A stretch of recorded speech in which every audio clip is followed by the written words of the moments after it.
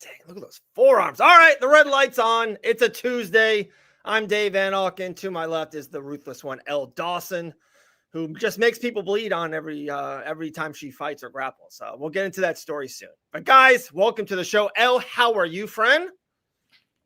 I'm good. I just finished up sparring this morning, so I'm here. I got my protein coffee. I'm caffeinating. Nice. Again. Did you keep your head off the center line? Always. Dude, that's all I know. Like if you ever had me as a quarterman, I think I'm pretty good at hyping you up. I think we have. I think you think that about me at least. I would just be like, Elle, keep your head off the center line. That's what I would just say the whole time. So that's me. But we'll get into our weekend very soon. But absolutely packed show. I forgot to type it out, guys. We have Natalie Kutzli, amateur fighter, was at Island Fights 91 this past weekend, 2-0, an absolute stud / monster in the best way possible. She's a problem to be reckoned with near arena near you soon. So that's Natalie at 110. Dakota Bush, Fight Bananas family, wins again. That's all the guy does is just keep on winning fights. He beats every top end regional fighter outside the UFC, and he just smokes through them over and over again. That's at 130. Dude, he's 15-4 with 7 straight wins. That's like... What's Kevin Gastelum's record? Come on. What are we doing here? But we'll get into that at 130. Of course, the great Gillian Robertson at 2. And I think that's it, right? We had like 9 maybe guessed at 230, and they all kind of fell through all at once. So I think we're good, right? I think so. Let's double check the IG DMs okay. just to make sure. I got you. Yeah. Well, I'm super pumped. Big weekend this past weekend in combat sports, guys. We had UFC Noche, who it's the 3rd edition of UFC Noche, and we'll get into that in a little bit because I talked about it pre the show, and now I feel even better about it post show. We had Canelo Alvarez fight Terrence Crawford in a stadium with over 70,000 people, so we'll definitely hit on that.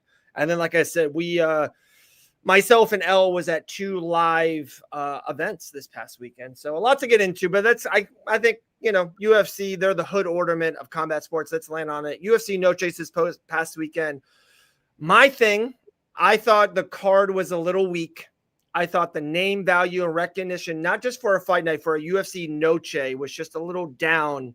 That was my 2 cents beforehand. I think you disagreed, and then I think you kind of agreed with me beforehand. So let's kind of start there. Do you see where I'm coming from now post the event? Name value, yes. From an actual standpoint of the card. Yeah. And I've heard everybody seems to agree on this. The card overall absolutely delivered. Yeah, the fights themselves delivered. So I think it's like, I kind of understand. I do think maybe the UFC, maybe they just didn't do a good job scheduling the Mexican stars of the UFC onto this date specifically. Maybe they couldn't make this date happen for those fighters. And so this is kind of what they had. And I can understand, like, I think a guy like David Martinez probably has a really loyal Mexican following. Like, he's a very likable guy. The dude's a doctor, like super likable guy, still practicing physician, lives and trains in Mexico. So he definitely has that local and that regional support behind him. So I imagine the stream itself probably did decent, especially with it not being a pay-per-view. Yeah. I think this was like, if we were just looking at this as a fight night, this was a great fight night. No, again, I agree with all that what you just said. And for a fight night, it's awesome. I love the main event going into it. Loved it. Post it. It's not just a fight night. It's UFC Noche. When you put that label on it, it's kind of like when you're a kid in high school, spring break was a week or a weekend. It's the same amount of hours or days, but it's something different to say to a 18-year-old kid. It's spring break. It's different. So when you say Noche, UFC Noche to us, after the 2 you had before it, especially after the Sphere. I agree with it's you. Like it's a letdown. It's a letdown. Like, if you would have just named it, fight night in Mexico, a fight night in San Antonio, I would have not disliked it. I'm just telling you. I just think you labeled it, and you labeled it very well beforehand, and this just didn't build up to it, I think. But I'm going to push a button because this is what we do always on the show.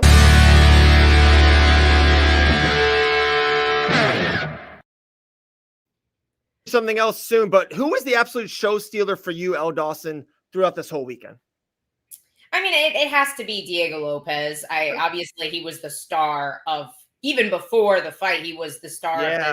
this week. And then you kind of had Gene Silva come in and steal some of the limelight from Diego Lopez, just because even with the recent losses for the Fighting Nerds, there still was a ton of momentum behind the Fighting Nerds. I know we'll get into what's next for them and whether they were pushed a little bit too fast. I know we'll get into that later, but there was definitely Gene Silva was pulling a lot of that limelight away from Diego Lopez, who previously was obviously the biggest star of this whole event.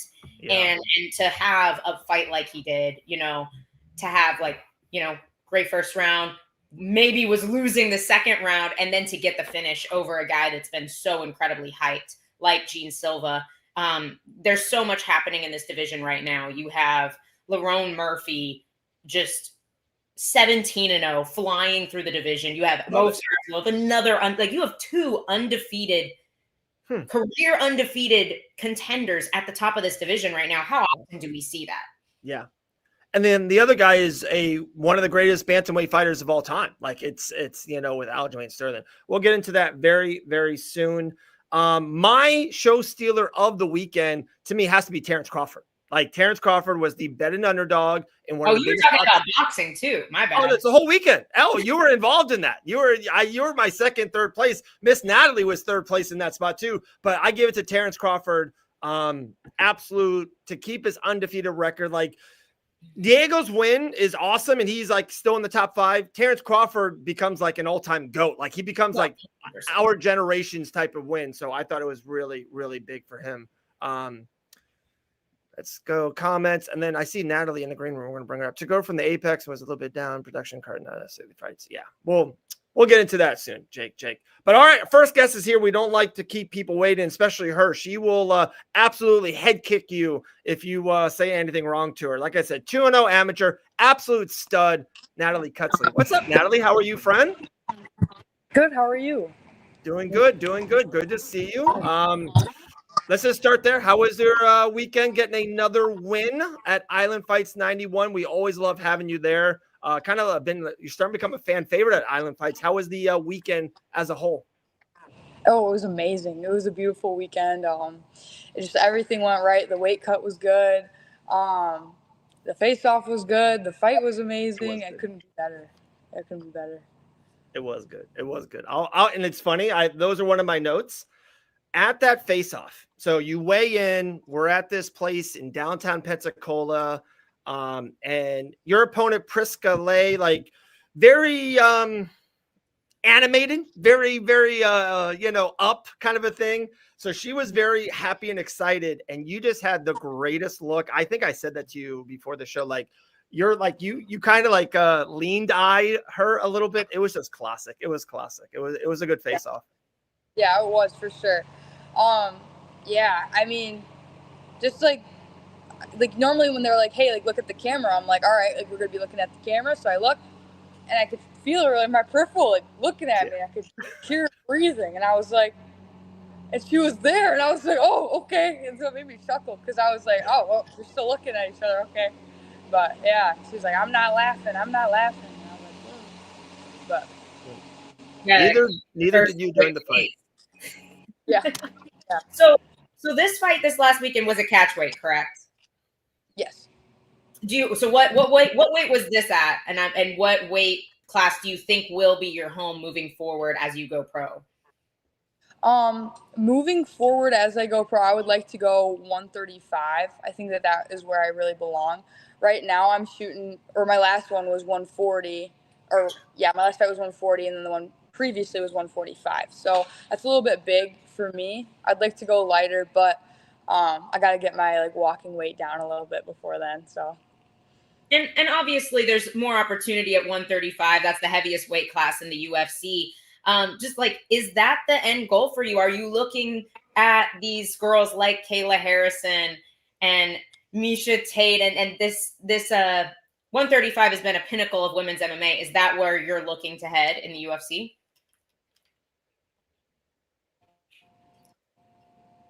Absolutely. I would love that.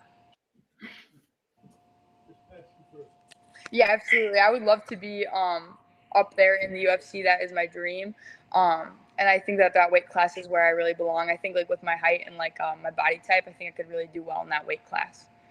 So 2-0 from Scorpion Fighting System. I love your gym, Natalie. I love your coach.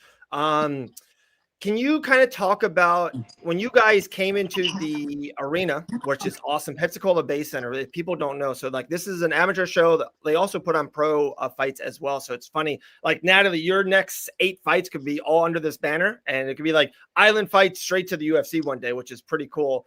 But like, they this amateur show, and Elle says this multiple times, this arena is ginormous. This is like a really big arena. You guys come in looking like $1 million. Your coach has a nice suit on. Your boys got Jordans on. You have this beautiful blue dress on. Is it more of a mindset or a statement kind of saying, hey, this is our spot. This when we walk into it, we are professional. We mean business. absolutely. Like if that is my dream to be in the UFC, then I should represent myself as that, like wherever I go. So yeah, it's just a great opportunity to be able to, like dress up like that and to get used to what it will be like in the future for me. So definitely a mindset for sure. And do you agree with what I was saying? Like, and I know you've probably seen other shows and you got a lot of teammates, and I know one of your teammates fight on Island Fights as well. To fight at the Bay Center for an amateur is awesome. Like, it's cool. Like, me commentating, I'm like, this is some big stuff. I've commentated for bigger shows, if you want to say, but it's in a smaller venue and not as nice. Like, it's wild that we get to work in that arena, right? Am I wrong on that or right on that? Oh yeah, it's such a nice facility and it feels so professional. Like that long walkout, just seeing Yeah. how big the venue is, it's absolutely beautiful. And I've had a lot of teammates say like how amazing it is. Like Spencer Rivas, he fought for Island Fights, Yeah. and he was talking about like when I was getting ready for my debut, he said that that venue is one of the coolest venues he's fought at, and he's had many fights and stuff like that. So it's just such an honor to be able to fight there and represent it. So I like it.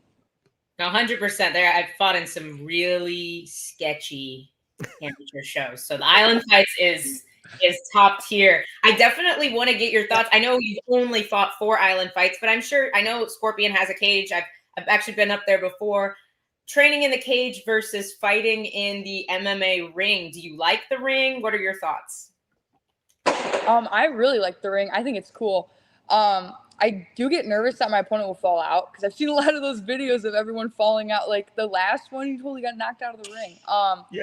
Yeah. I think it brings a different element, especially because like when you're in the cage, like all that wall work, the wall work's different because in the ring, like I haven't had the opportunity to like show that I can do wall work and stuff, but like the body locks, those would be a lot easier in the boxing ring than they would be in like a cage, for example. So it looks like from afar, and like I said, I was commentating. I don't know if you watched back it or listened back to it. Looks like you were setting up these head kicks. Like you threw so many head kicks, Natalie. Like, was that definitely a part of the game plan? Did you foresee you kind of landing one of these head kicks and getting her out of there?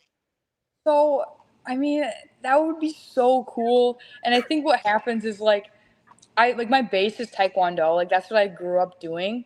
And I think what happens is like whenever I fight, things move so fast. And in my head, I think I just revert back to Taekwondo. And I'm like, oh, head kick. And I just like try to do it a bunch of times. But it would be really cool to get one of those to land. But yeah, it just happens. I don't mean for it to happen so much, but it does. So I love it. I heard a story. Tell me if this is true or not. Birdie told me that you tried out for the wrestling team and you weren't a wrestler. You tried out for the wrestling team and of course you made it and you were kind of so good and maybe so liked or beloved. You became the captain of this team. Is this a true story that I've been hearing? yeah, this is a true story. I started wrestling my second year or going into my third year of college. So I was like a junior in college. I originally signed to do track and field, and I got almost a full ride for that. And then after that, my coach, he wasn't the best, and they were starting a wrestling program, and I was like, this is something I really want to be a part of. These girls, like, I want to be a part of like that movement of women's wrestling just starting out. So I signed up for that. I did private lessons with my coach twice a week, and on top of practicing with the boys, and then the girls came in the following year. And yeah, just my work ethic got me to be captain, and yeah, so that's how that went. I might have to change up the nickname. I have to be Captain Natalie. We might have to change this up. Might. So That'd be cool. I have a story I have to ask if this might be true. So I had the pleasure of sitting right ringside while you were fighting last weekend, and Dean Toole was sitting right on my left. And right as you were getting your hand raised, your coach turned around and looked at Dean, and Dean looked at him and went, "November 8th? Could we possibly see you come back that soon to Island Fights on November 8th?"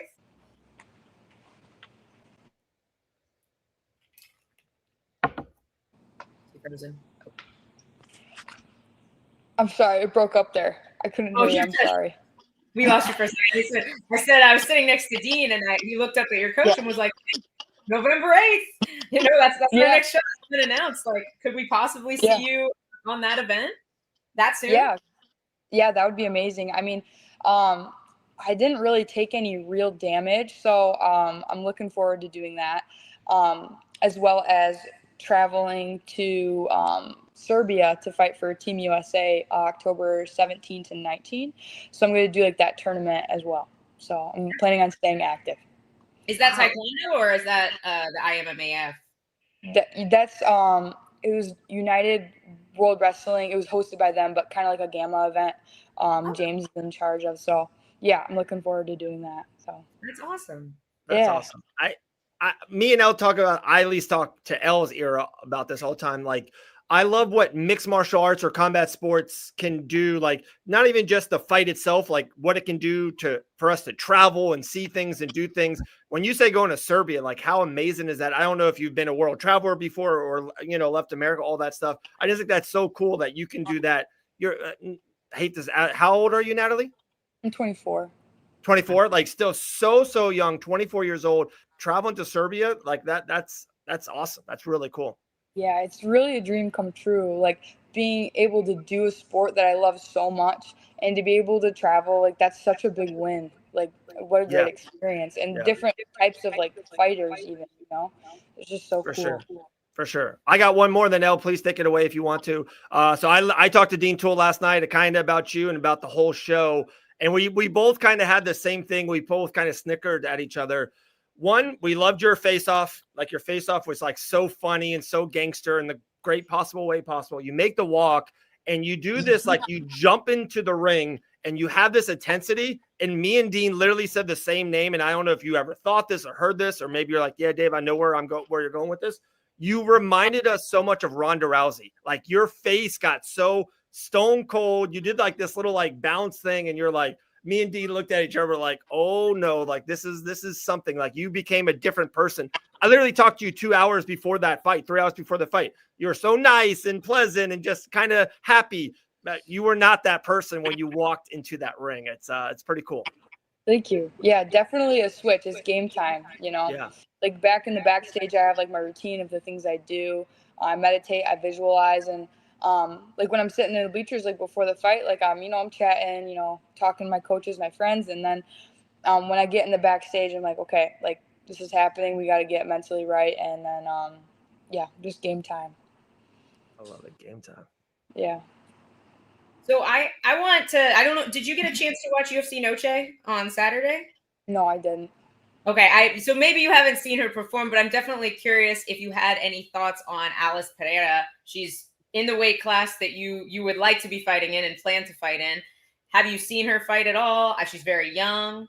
I think she got signed at what, 20? 19. 19? Yeah. Youngest woman to ever be signed to the UFC. I didn't know if you had any thoughts on her, if you'd seen her fight or anything.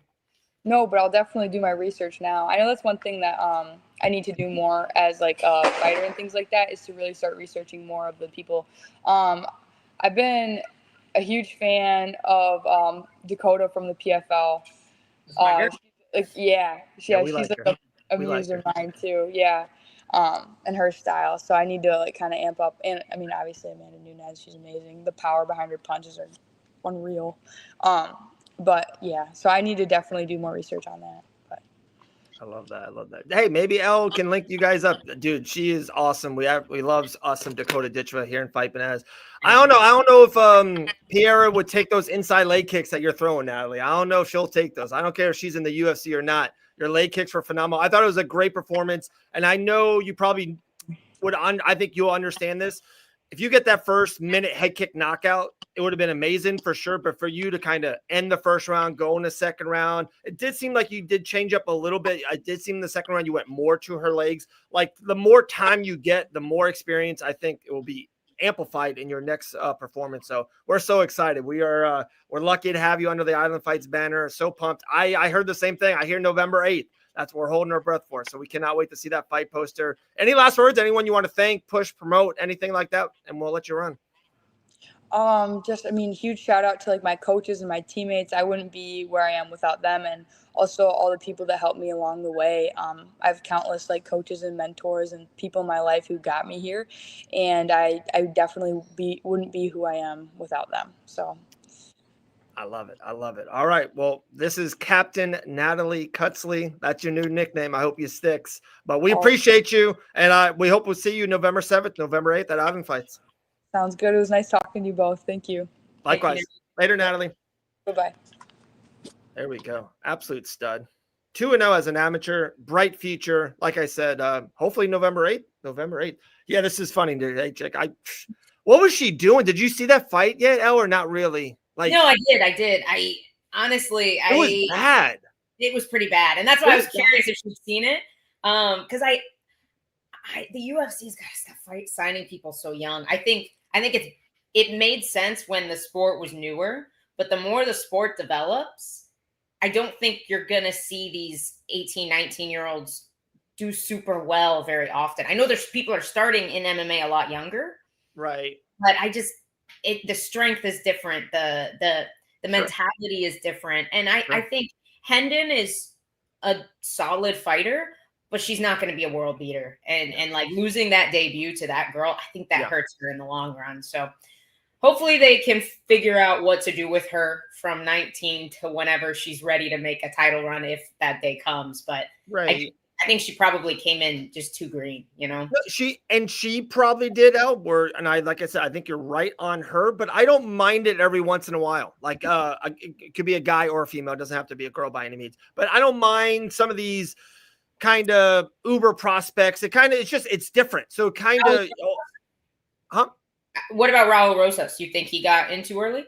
No, he's doing phenomenal, I think, in UFC. Well, yeah. I'm always curious if he'd been able to develop a little bit more. If he would.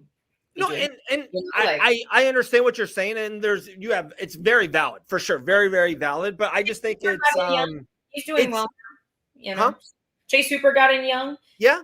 And at the time, I did think it was too early for him, but he did adapt. You know, he adapted. Right. He went up a weight class. He looks like a man now. Like he looks like a grown ass man. Yeah. And so he's found his stride. You know, he really has. And I think that's what's so cool. We thought of that, and you came up with those two names. Another one to me, of course, is Sage Northcutt. Like it's okay that some of them fail because same thing. Any Dana White Contender Series fighter or any fighter from Bellator, some succeed and some fail. It happens. Like I just think I don't want them to exponentially do 10 a year, but like one a year, one every other year, I'm okay with because it's a different storyline for Chase, Raul, Elise. I think there's been a couple others, but like, Kay Hansen was one that got signed real young that didn't quite pan out for her, like trying to think who else. I don't think she's doing a lot of MMA lately. And she fought on an Invicta card not too long ago, but yeah. It was unfortunate. She's really, really talented. I think they signed her too early, Yeah, I do because I think she's very good.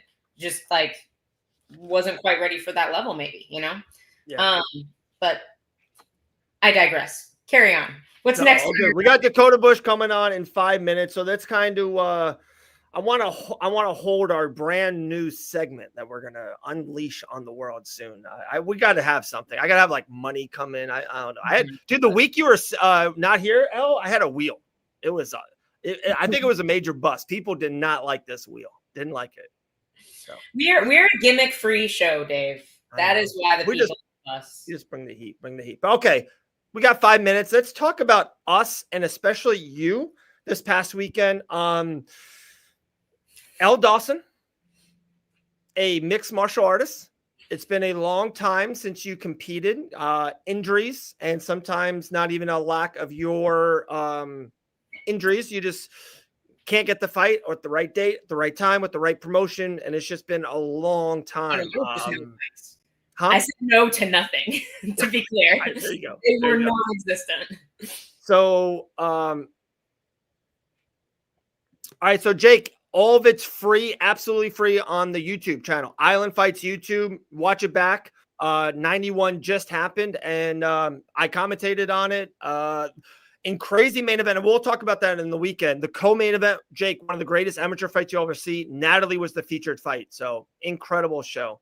Elle, let's tell your story after. Like I said, this guy's 15 and keep the man waiting. We can't. I know he's 15-4. He's 7 wins in a row. Like, you do not keep him waiting. It's Dakota Bush's world. We just live in it. Dakota Bush comes back to the show. What's up, dude? What's going on? What's up, man? How are you? Oh, I'm doing great. I guess the UFC can keep me waiting. They're the only ones, right? Yeah, I don't know, man. It's gotta be time soon, man. Guys, like, we have been obviously huge proponents and supporters of Dakota Bush. I think Dakota Bush to date is the only ever Fight Bananas sponsored fighter, which we loved. The shorts looked awesome. Yeah, it looked good. Sweet. Yeah. I couldn't not stop staring at your unit. Right. You know?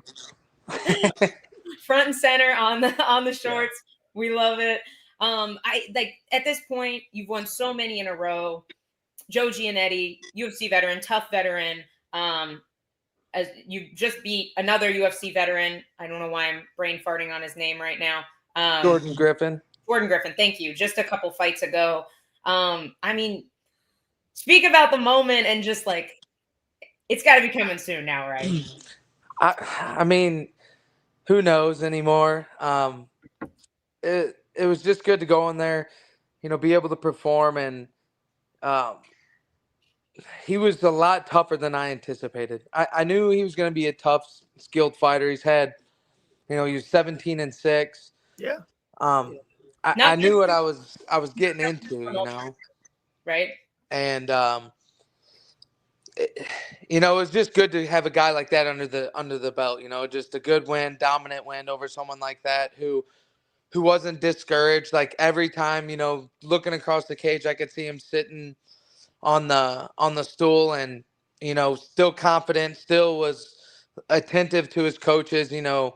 He was ready to do what it took to, to try to win the fight, but he just didn't have the answer. And, it's just it speaks volumes that the guys, that American Top Team, and the coaches and all the hard rounds that I go through, like that's just another day in the office, not being arrogant or brash. It's a different level. Yeah, for sure. Like,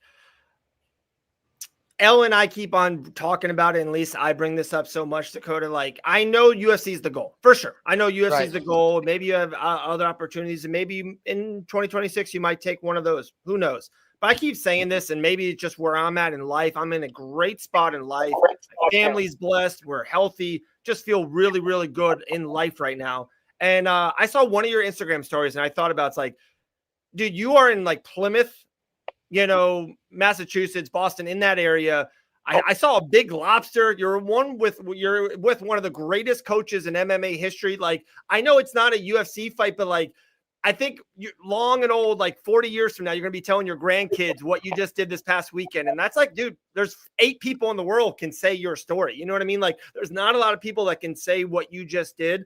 Like I said, I know it's not in the UFC. I know you might not be like, oh, but I just think it's pretty awesome, man. You dominated another high-end mixed martial artist.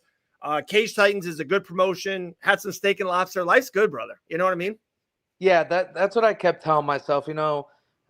Me and Francis were walking around the city, and it was nice to, smell the roses for once and just really enjoy the moment. And, telling them, like, the guys were staying up playing Uno every night and just just getting after it, having fun. It was definitely one of my, favorite fight trips that I've been a part of, going out of town and being in hostile territory. It was just, it was real fun. It was fun to come out on top. And like you said, even though it's not the UFC, it's something that I'll look back on in 10, 20, 30 years and really enjoy the moment.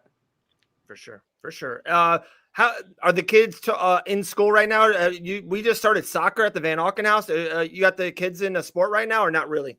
My son plays baseball and my daughter, we're trying to get her on the mats for wrestling, judo, boxing, whatever. She wants to do boxing, but so we're probably going to take her up to Diaz here in a couple weeks, have her start up there. Dude, Elle, I'm sorry, I'm going to interrupt you. Elle, you're next for the next 2 or 3. So both my boys do jits, 8 and 13.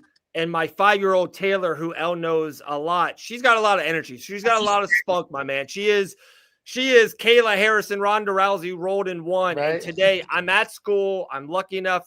That's what I mean. Like I have such a blessed life. I'm at her school eating lunch with the girls.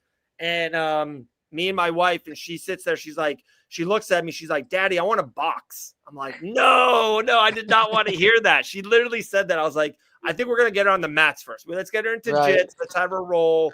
Make sure she can handle herself. But she literally said that line to me at lunch today. That's funny. That's ironic. Honestly, Finley and Taylor remind me a lot of each other. To be honest, they're both little. They're both pretty scrappy. They're both pretty spunky for sure. She's got with the little girl. We can have a training partner. They can train together. You know what I mean? That's let's build them up. It's like Poirier and Dakota Bush. Finley and Taylor. Right. Let's do it. Saucy. I want to go back a little bit and just talk about this opponent. I didn't mean to jump in earlier, but I want the people to know too. Joe Giannetti also has wins on the Ultimate Fighter. I believe 2 first-round finishes on that Ultimate Fighter. A really good guillotine, a lot of finishes. Did you feel like there was danger in the fight? Like, were you worried about that guillotine?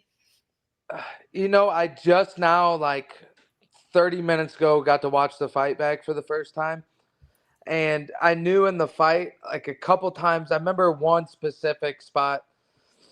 I got in on a shot and we have been preaching the whole camp, no head inside shots. And I ended up in a head inside shot.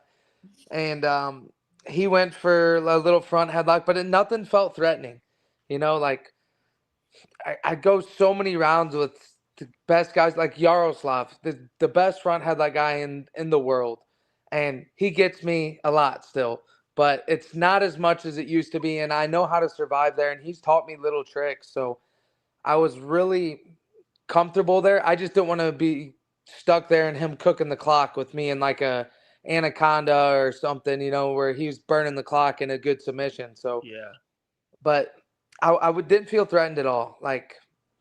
Nowhere in the fight did I feel like he was better than me on the mat, especially as high level as a jiu-jitsu guy as, I thought he was and is. Just my style negated that. And once I got to the back with the body triangle, there's no answer for it. And once that happened, it's how do you not? Mike is in the corner. He's like, get him down. It's over. You get him down. It's over. He's not getting away from that. So we just stuck with what was working and tried to soften him up, tried to get the chokes in, but he was so defensive on, keeping the elbow high. And I don't know if he was just trying to survive and not get finished because it didn't seem like he was really trying to get out, but I guess he did what he had to do to at least try to give himself a chance. Right. And obviously, you talked about all these training partners, how much better you've gotten being down here in Florida, being at ATT. Moving through this next year, the PFL tournament wrapped up not too long ago. Really great lightweight tournament this year for the PFL. If early next year the UFC has not come to their senses and given you a call, is the tournament next year a possibility for you? Oh, definitely. We've been talking about it. I love the UFC. I want to fight in the UFC, but I'm 31. I don't want to sit my prime out anymore. I got 4 or 5 prime years left of me, and nothing good comes after 36 unless you're Volk. And so I want to fight the best guys in the world. I want to prove that I'm one of the best in the world. And If the UFC doesn't give me that opportunity come January and we sit down and speak with PFL and they throw me in the tournament or whatever, I think that's the route we might go as well. So got a couple months till the end of the year, so we'll see what happens. I'm optimistic. Whatever's going to happen is going to, work out for the best, and just put it all. It's all in God's hands now. I'm trying to meet him halfway, so let's see what comes of it. Absolutely. Would you prefer? I know you do have a pretty solid weight cut. Seemed like this one went really smooth. But would you prefer to be in the tournament? And obviously, you have to cut the weight more often. But you've had trouble finding fights. You'd be busy all year. No, I would love to be $500,000 to the winner. Just throwing that out there. That's what I'm saying. Remember the real ones at the beginning, Dakota. All right, on 500K. No, throw me in the tournament and let me win the tournament, and I want to fight like they're doing with, is Fabian fighting the Van Steenis? We think so, but what didn't they do one of those? The used amalgam? No, they haven't set up fighting Paul Hughes, right? Right. Yeah. So Alfie Davis should be next, right? For the winner? Would think. And I seen Alfie speaking on like he wants to fight in the tournament again, even if he's the champ. He's like, throw me in the tournament again, and I like that. I get it. That's a great matchup for you. Oh, I would love that. That's a great matchup. That'd be an awesome fight. Yeah. How would you feel having Mike Brown in your corner and Brad Pickett cornering against you too? That would be really cool for Mike, I would assume. I don't know if he's done that yet. Maybe he has, maybe he hasn't. But that'd be pretty fun, because Alfie's a good dude. Yeah. Similar type of guy, family man, same age, and just has been waiting to prove himself, and got in on short notice and had a tough route to the finals, and arguably one of the best 55ers outside of the UFC as well, and had a great fight. So that would be awesome. It'd be cool to share the cage with a guy like that too. And the one thing I love that what the PFL does in that manner is like someone like Alfie Davis or Thad Jean. There's no politics. Who is Mozart going to fight for the title? Who knows? Does he have to win 10 more fights? I have no idea. In that, you win their tournament championship, 500,000, and wins on the way with what you do inside the cage. Like I love that. Alfie Davis won 3 fights in a row. He's the champ. He got that payment. Thad Jean the same way. Looks like Brian Battle's going to be in it next year. Does look like the PFL is cooking a little bit. And I talked to their brass all this past year. Their 2026 is ginormous for them because they're on ESPN, not the UFC anymore. So, guy like yourself, you do really good on ESPN in that, I'm not saying it will elevate your spot, like everything around it. So if the UFC sees you and you still want to do that in 2027, I think would be an easier transition, 100%. That's what me and Grant were talking about probably a week or two ago, that, with the UFC, pretty smart. He's all right. He's pretty smart. And we were talking about, with the UFC leaving ESPN, and the ESPN's probably going to dump a little money into the PFL. Yeah. They're going to try to build this up. And not only is that good for people in my situation or fighters that are in the PFL, but it's good for the UFC as well. You need the competition. You need someone right there, that's going to at least, build up to that. They're never going to the UFC's always going to be a stronghold. I feel like it's just they've got so much time and experience among all these other promotions, but I would love to fight for either, and like I said, come 2026 we'll see where I end up.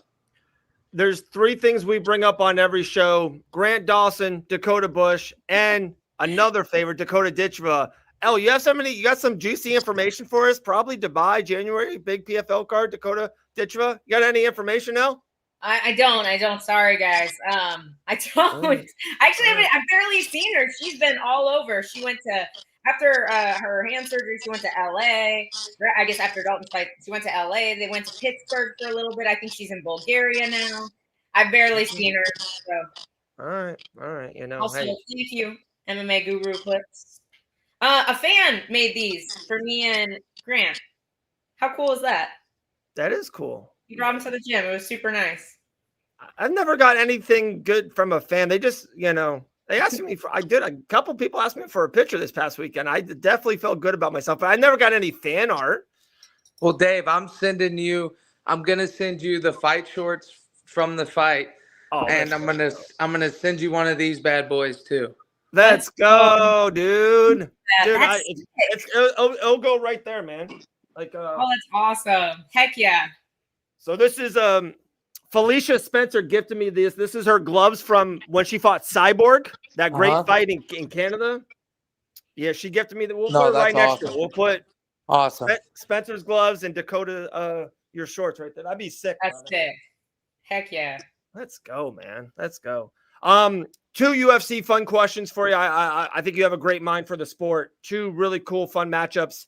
One in your division and one kind of a little bit above it, but includes that guy. What do you think about Islam Makhachev moving up? Jack Della Maddalena, main event in MSG. Do you think Islam kind of keeps that momentum, gets the win, or is JDM too big, too underrated? Who wins that fight, Dakota? I think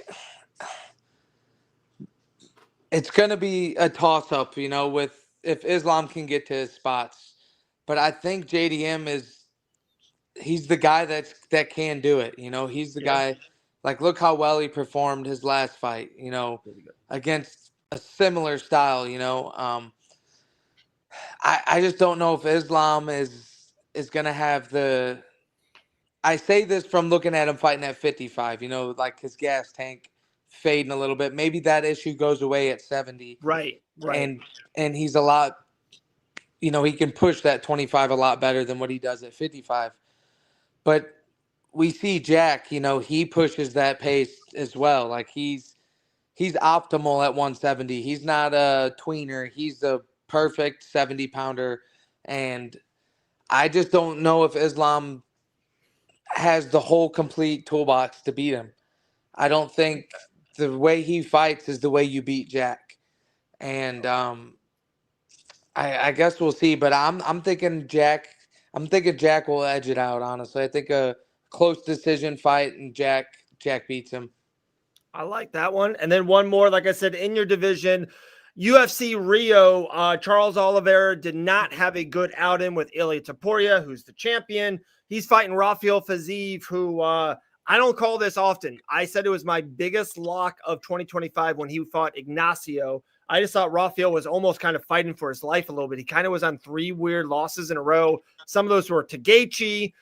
He was losing close fights, but Rafael is very, very high-level mixed martial artist. Fighting Charles Oliveira in Brazil, that's not an easy task. Who do you think wins that fight? If Charles tries to stay in the pocket and trade with him, I don't think it's getting him good. I think Charles gets hit, Charles gets dropped every single fight, and Fiziev's very fast, very powerful, very good in the pocket, and I don't know how well. Obviously, Charles is one of the greatest grapplers ever and still one of the best in the division. I just don't think he has the wrestling to get Fiziev down, and he's really good at takedown defense off the cage. I just think, he's shorter, a lot shorter. I think in the pocket, we're going to see Fiziev clip him a couple times, maybe drop him. And I'm thinking first round, second round knockdown. And if he doesn't get the TKO, he skates on by with a decision. I like that. Look at that. I think those are probably going to be 2 betting underdogs, I think. Yeah, I like that. Yeah, I mean, that makes sense for Fiziev to be the dog, but I like that analysis. Like, if you go back to the RDA fight, like, RDA would get deep on Fiziev's hips, and the dude's a meatball. He's physically difficult to take down, and also, like you said, great defense on the cage. Yeah. I just don't see Charles getting to his spots unless Fiziev makes some really, really horrible decisions in the fight, but I just don't see. He's always letting 2-3 punch combos go, and that's what seems to be catching Charles, in his past 10 fights. Yeah. Who won the who did better in those Uno games? They were pretty close, but I Okay. think I ended up the victor possibly. It was either me or I know what Mike, because we were tossing Mike out early like every game. He was getting frustrated. Yeah, Is Uno New Mercy replacing Liar's Dice for Fight Oh Week? yeah, We the ran that pick Uno. Target yesterday. Oh, the Uno No Mercy is hands down 20 times better than regular Uno, and it's a different strategy, so it's pretty fun. It's I like it. Any maybe ping it's just pong? new. Any ping pong with Coach Brown?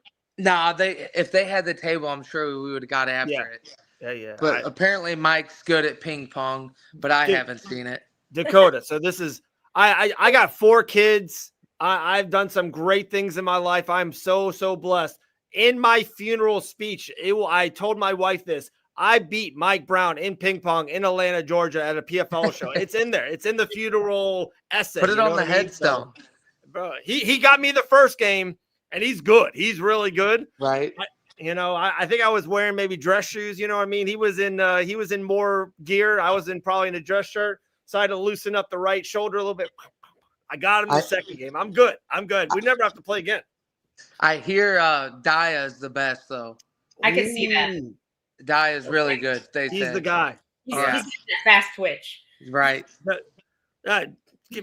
Give him my phone number. I ain't scared of no one on this earth. All right, give him my phone number. To the list. Add him to the eulogy. That'd be awesome. I know, dude. That eulogy is gonna be so long. I told my wife so many things. You better put this in there. You know what I mean? You better put this in there. It's gonna be like random dumb facts. Be like, this man owns Dakota Bush's fight shorts from Cage Titan 73. It's like just things randomly. Crazy. Oh, what a life, awesome. man. What a life, dude. Well, dude, you know us. We wish nothing but the best for you. I don't know, Elle, if you got anything else.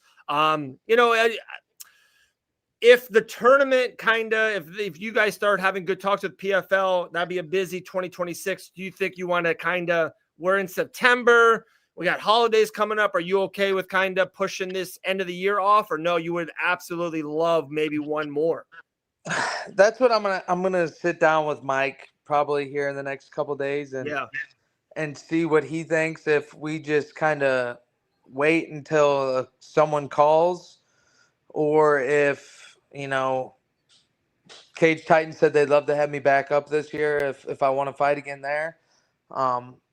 So either one, I would like to fight again, but it's also it's the risk part for me. It's got to be worth the risk. A good name, a good someone that's going to traject me a little further than where I'm at. Right. Because I heard November 14th, I heard Charles Bennett's ready for you. That's what I heard. A birdie told me that. You know what I mean? If that's the case, sign me up. I love it. I'm trying to catch a felony charge. Goodness. What a line. Did you have that line just stocked and piled ready to go? Holy crap. Send it right to Dean. Be like, that's it. Here's your marketing plan. 48 minutes into it. We got the main event for Island Fights 93 all set up. I love it. Let's go. Oh, yeah, that would be awesome. All right. Well, we'll see. Let's do it. But man, we appreciate you. Appreciate your time. Like always, you're the best. And Elle, if you got anything else, we'll let Dakota run. No, thanks, man. Congratulations again. Bring the fam over. We need to barbecue again. Hopefully. Right. Yeah, I'm about to get it after these Oreos, so need a little time. Enjoy that. We'll get Taylor and Finley on the mats. All right, we'll get them together. All right, brother. All right, I'll see you. Great Thank Dakota you, guys. Bush, 15-4. What a stud. We'll talk to you soon, man. Thanks, we go. Man.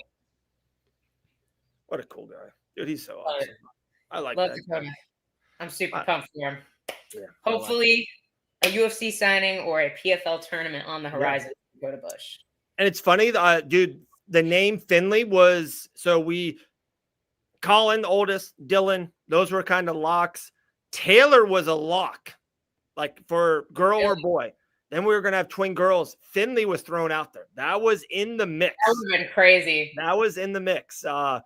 But like Taylor was more of my name. That was more of my pick. And so Mama wanted Emmy is her like aunt. Great lady. Really great lady. Great aunt. So we went with Emerson. But good names. Good names. Finley's a good name. I like that name. So, all right. There we go. That was the guest for a little bit. We got G coming on in 5-10 minutes. Elle, let's talk about you. You performed for the first time in 3 years. at a grappling event. It was the night after Island Fights. We were lucky enough. We had a great show. I commentated on it. Asia Cortez, one of your great friends, one of your best friends, not your best friend, one of your best friends was there helping you for the next day. So she had a teammate and for cornering.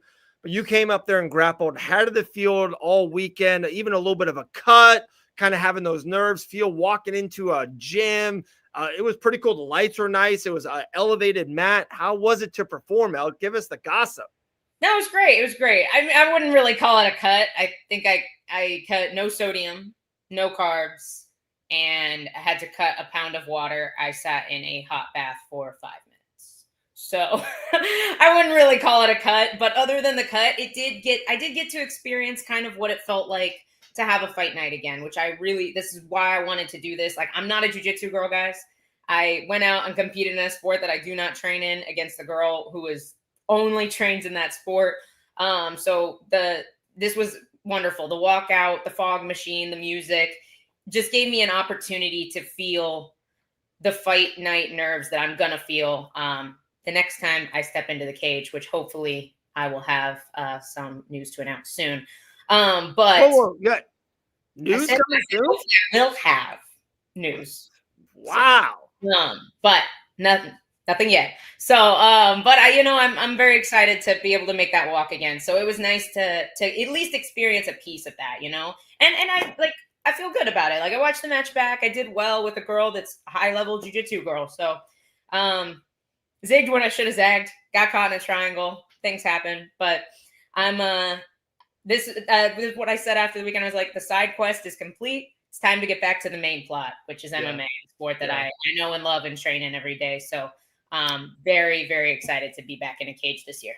Can I just ask you just a question? You could just be honest and tell people the facts of what happened. Can you do this for me? So you and your opponent grappled.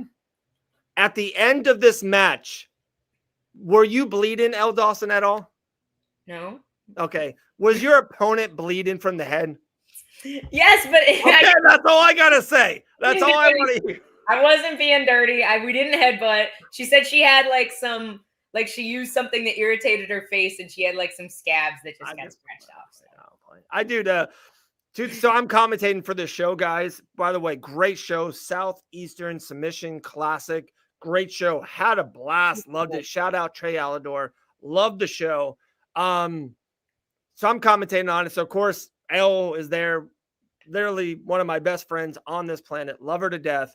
So it was really fun to do that. There was a time Elle was down with her opponent. I'm like, grounded pound, let's go, Elle.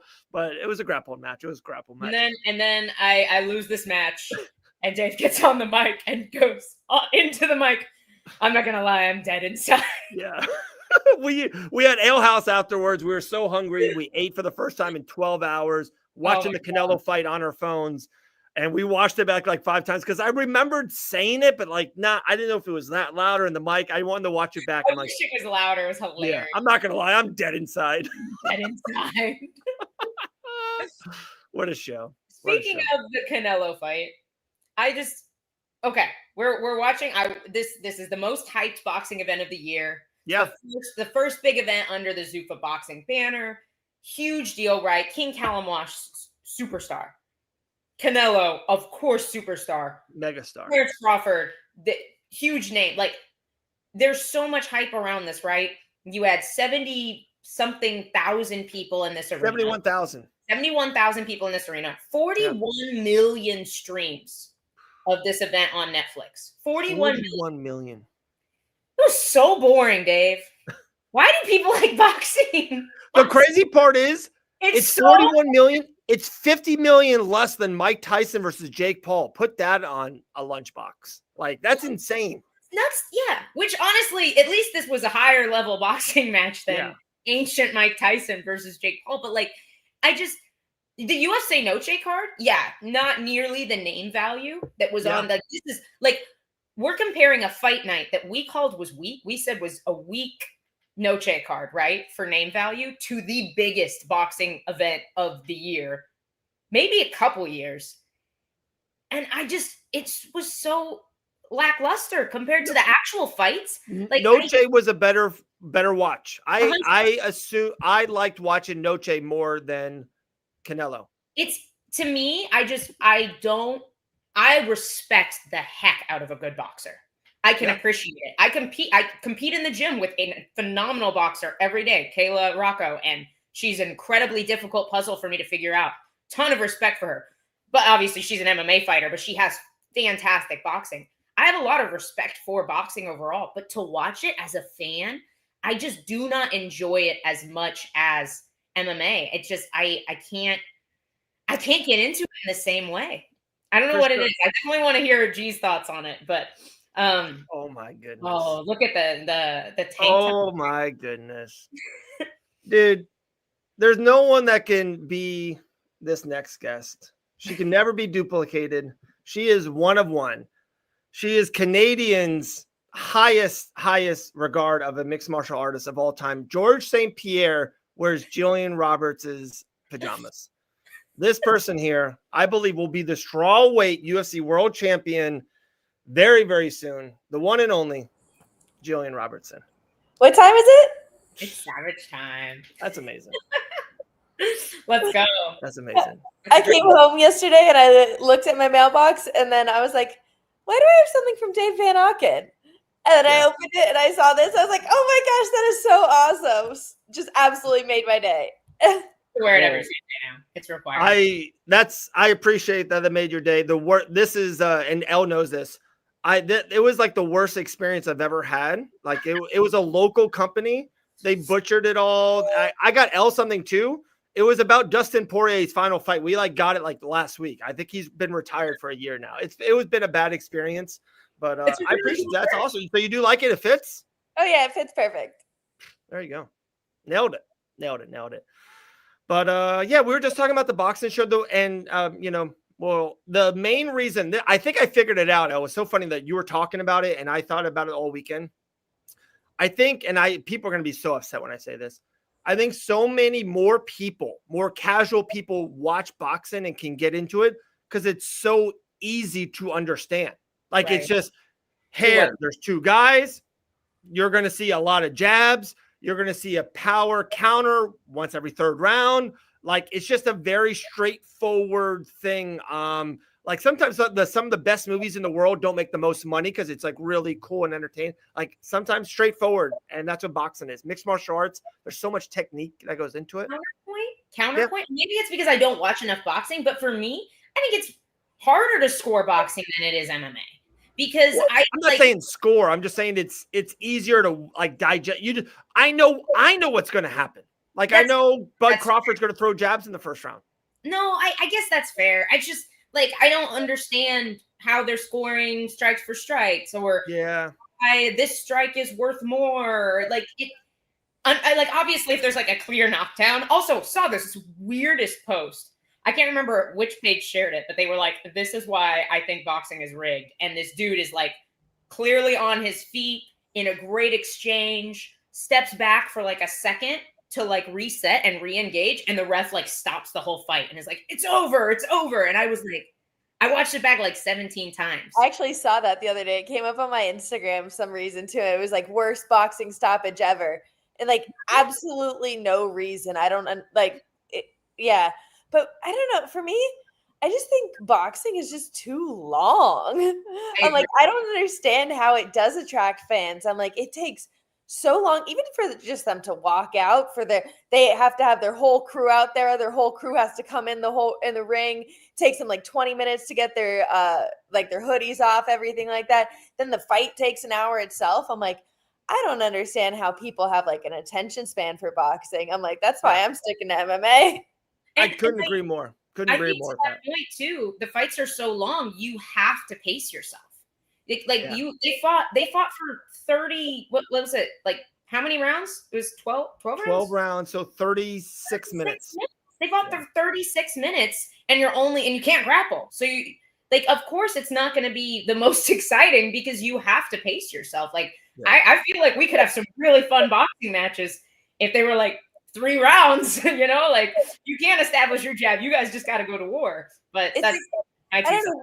What's the point of having it so long when the first 3-4 rounds are always throwaway rounds? Right. Yeah. You know?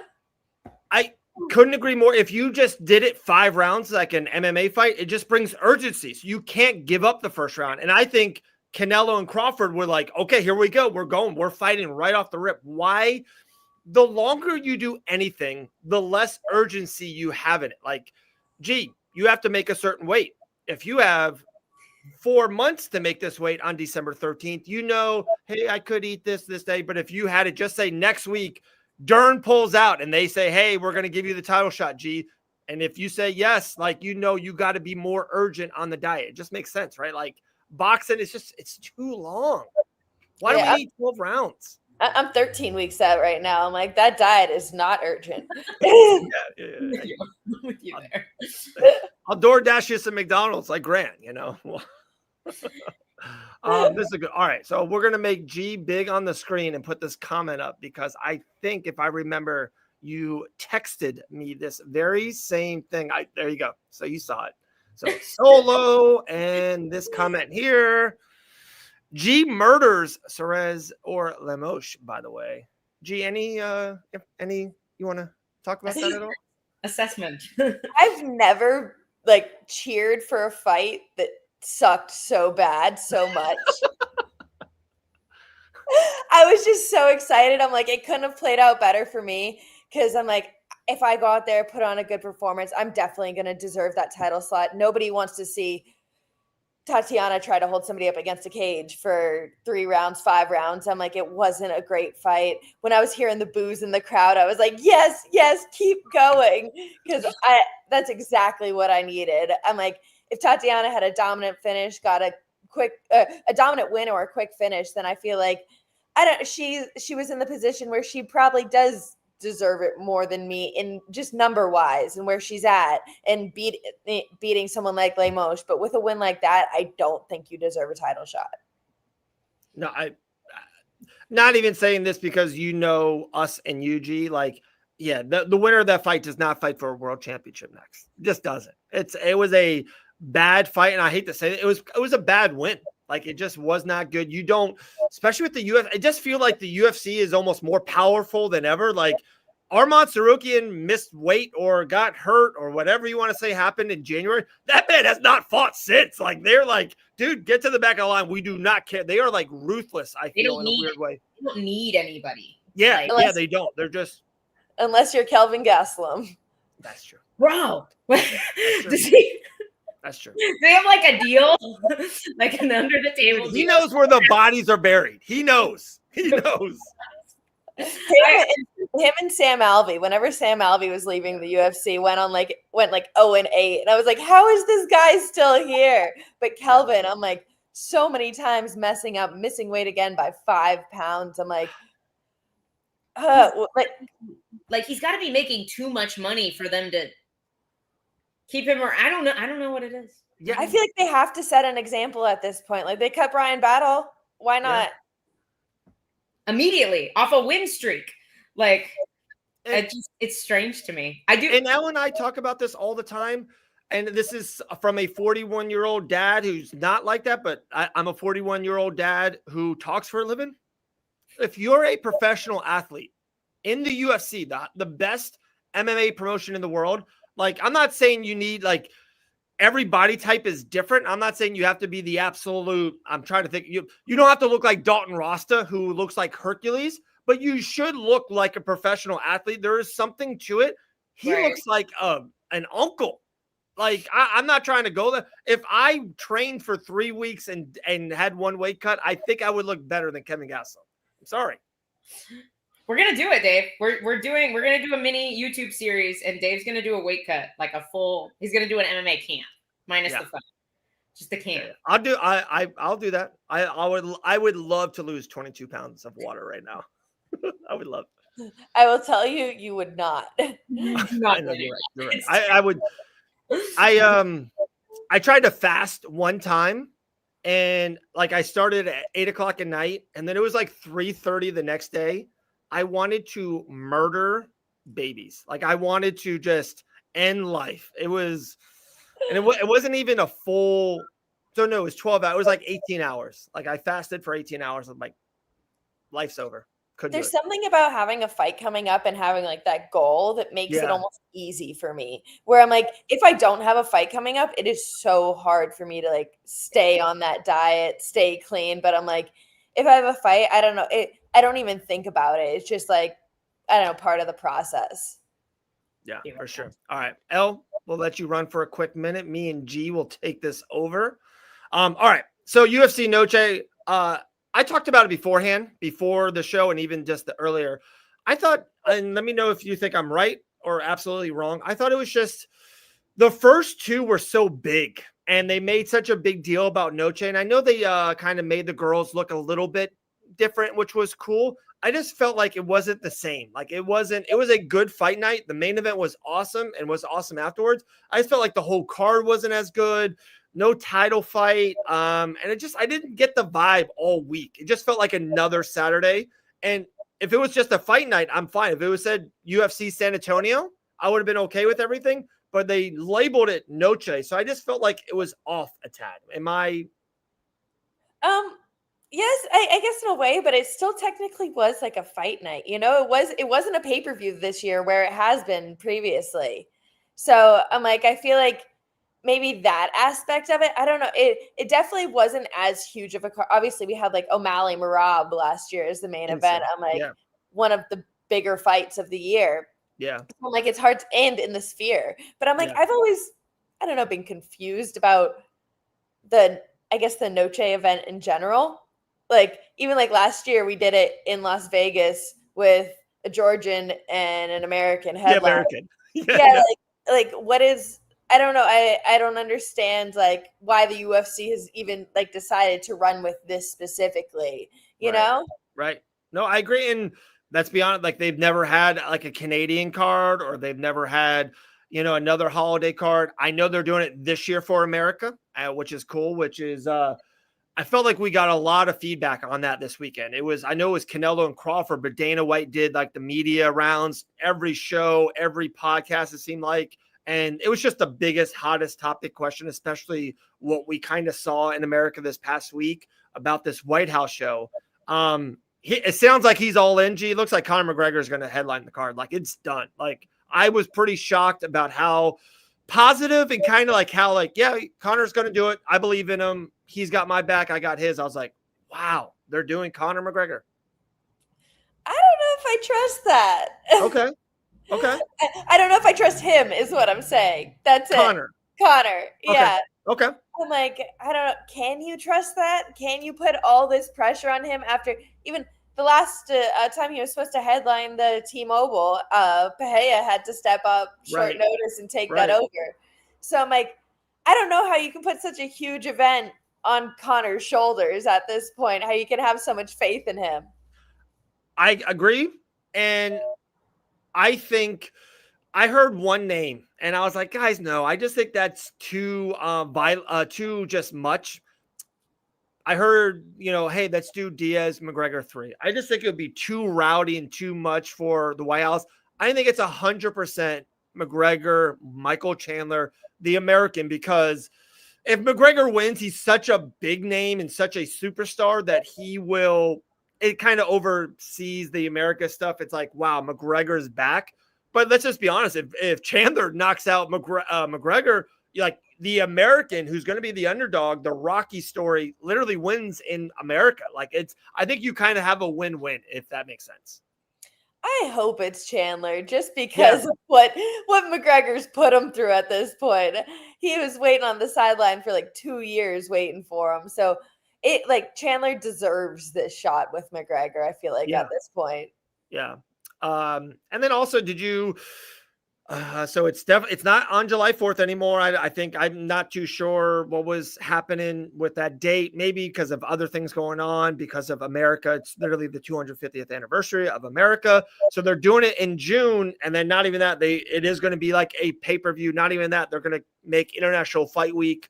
There's going to be events all weekend, all week, not even weekend. Also, they're going to do like the whole expo thing like they do year to year.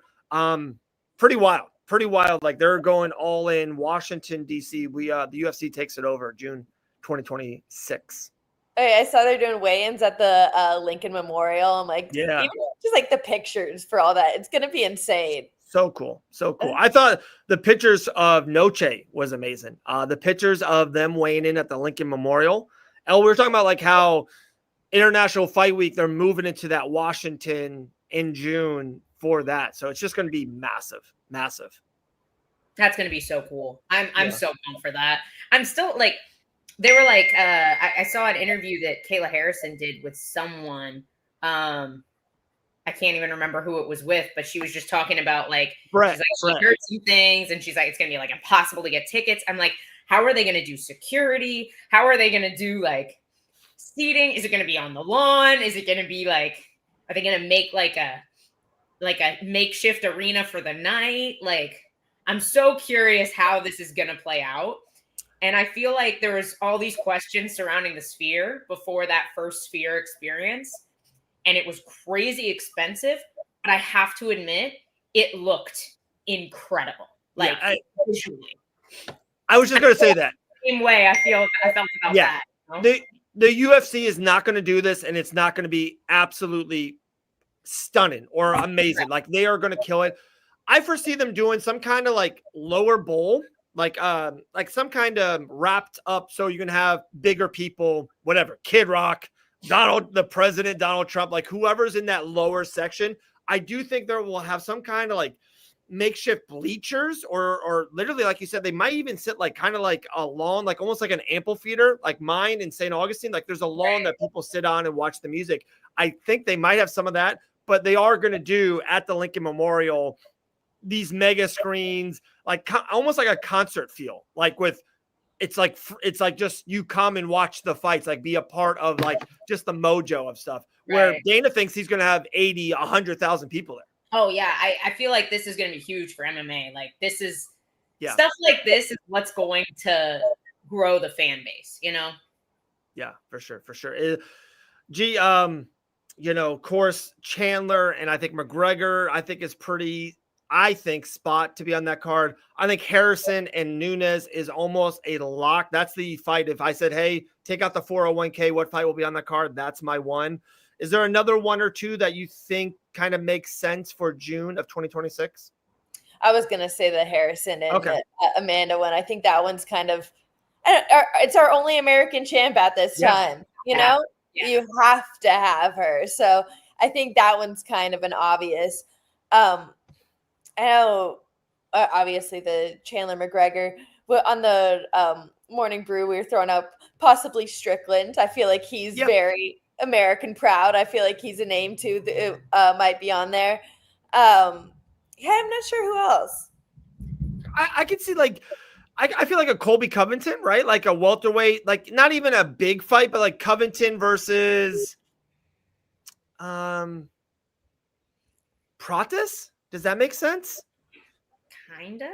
Yeah, and like I just feel like I haven't even heard from Colby in like years at this point. I don't think he'd do it. Like I just don't think he'll fight again unless it's like a ridiculous amount of money or a really high up in the rankings fight. And I just don't think he's deserving of that. Like definitely not. Definitely not. And honestly, I don't even know if he has the same juice, like his name brings the same juice that it used to. I feel like they can't use Jones. Okay, so let me throw this out there. My thing is, if they did Jones versus Aspinall, is there any chance in the world that our UFC heavyweight champion, especially if it's Aspinall at that time, fights like we thought Jones and Aspinall is the biggest fight that the UFC can make? Is there any way they make this fight and it's not even the headline? It's still McGregor Chandler, just like a normal match, not even a title fight, 3-round fight. Could they do that? I mean, if that's how, one, I will say there's no way that Jones and McGregor both pull out. So that might be like a little safe. That's my point. You put them both on and pray for one. Yeah, exactly. The heavyweight is the headline, though. You can't, right? No, how can Conor McGregor co-main event? What? Yeah, I think that Conor trumps everything. Like me too. Just being pun Conor. intended. And it's been so long since he's fought too. Like if he actually did come back, I just think it's hilarious that Dana White is like Conor McGregor is more reliable than John Jones. It's wild. At this point. Like they're both pretty unreliable, but Dana might be right. It's wild. I don't know. I'm like, I'm debating on that because I'm like, Connor agreed to the fight and was like a month out last time when he pulled out. John Jones didn't even like set up a date, you know? He wasn't even like getting into that, like the negotiations of it. So I'm like, maybe Connor's a little bit worse right now. Yeah. Like I said, I remember telling you this. I was lucky enough to be out there in Vegas. I think it was a boxing match. I knew some inside scoop about Connor's toe and foot literally being hurt. Connor wanted to fight. They're like, Connor wanted to be like, no, I'll do it. And his team was like, absolutely not. Like, you can't kick. You're going to be 80%. And like, again, if McGregor loses to Chandler last June, McGregor doesn't headline this card. Like, even if he's kind of back, like he's just gone. Like, it doesn't matter. I almost think him headlining this event is the mysterious, he hasn't fought in 6 years. Yeah. No, and to answer this question from Jake, yes, Conor McGregor is that relevant. And should he be? Probably not. But it doesn't change the fact that if there is a possibility that Conor McGregor is coming back, I guarantee you every press conference at every event for the foreseeable future, every journalist will ask Dana White, when is Conor McGregor coming back? Because he hadn't fought in a year and a half, and that was all people were asking about. Yeah. And I also want to point out too, like, we are forgetting about, there are dozens of great American fighters. Like, yes, Kayla's the only champ. However, do I think he is going to be champion? I do not. But there is an absolute, like, there's a possibility Joshua Van beats Pantoja. Before Corey Sandhagen. Do what? Corey Sandhagen. Corey Sandhagen could be the champ by then. Like, there are definitely possibilities. We have Sean O'Malley is still a huge superstar. He could be on this card. And then even for the prelims who are early on the main card, you still have big names. Bo Nickel is still a huge name. Cody Durden is like, he's a great flyweight. He's super exciting. He talks smack. He'll juice up the press conference. He's fun to watch. You know, he's like a good country Georgia boy. Like, we have those fighters in the UFC. So, like, don't forget about those guys just because they're not holding titles right now. They can absolutely stack a White House card with American fighters. And I keep calling Gillian Canadian, but if Gillian could be champ by then as well, I think versus Dern at the White House. She's Floridian now. I'll be Floridian for that night, you know? But just off that, is the McGregor still relevant? I'm like, last time when he was about to fight, my hairdresser was telling me about it. Yes. I'm like, she's like a 50-year-old lady. I'm like, there's no reason my hairdresser knows about any MMA fights, but she knows about Conor McGregor coming back. I'm like, that's just how it always is. I'm like, anybody you meet. So have you met Conor McGregor? You're going to fight Ronda Rousey. Yeah. So that's it. 2 names. Like, my mom knows who he is. She doesn't know any fighters besides Grant and me. Exactly. And Grant was tough. She was like, yeah. Like, Dawson? Yeah, Dawson. About the McGregor one, it was him versus Chandler. Remember that, guys? The rest of the card wasn't great. And I think the co-main event even fell out of it. That just wasn't for a championship. That was the 3rd biggest UFC gate of all time.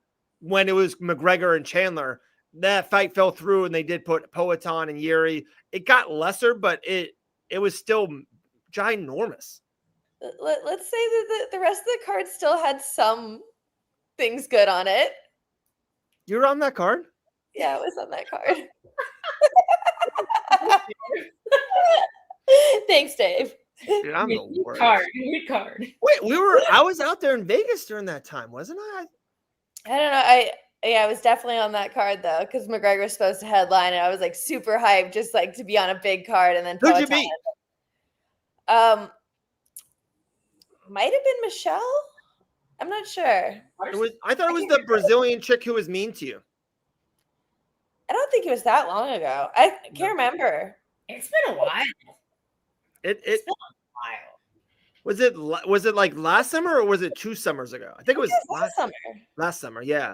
Right. Yeah. Like about so it's been like 15 months. I know, dude.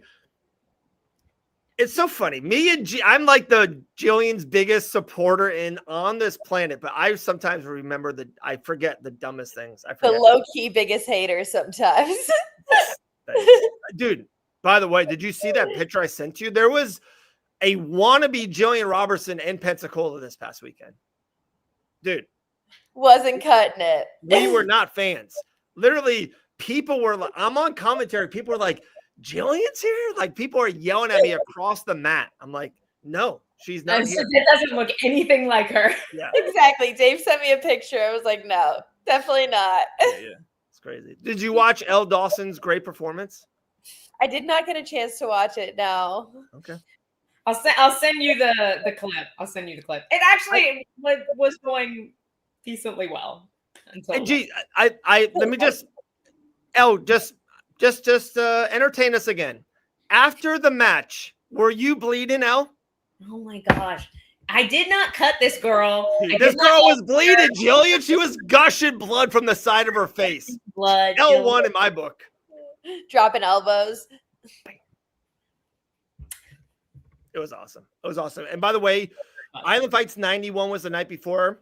It was incredible. It was an amateur show. One fight, 15-year-old versus 16-year-old. The 16-year-old was Tyrone Spong's son. Jason Jackson's in the corner and Spong's in the corner. One of the greatest fights you'll ever see in your life. I don't care, amateur, pro. Elle, how good was that fight? And the kid he fought too. Like, obviously you expect, like, he's Tyrone Spong's son. Like, you're expecting greatness from him. The kid he fought was a stud. So like, good. Killer kickboxing is like throwing like the cleanest teeps, beautiful calf kicks. Transitions. Like had some swag to him. I'm like, this kid's 15. Like, I know. It literally was probably the best fight of the night. Yeah. The co-main event was incredible. It was a championship fight, 5 rounds, a war. Insane fight. The kids look cleaner. Like they like so technical. That next generation of MMA is just gonna blow our mind. Like it's gonna be scary.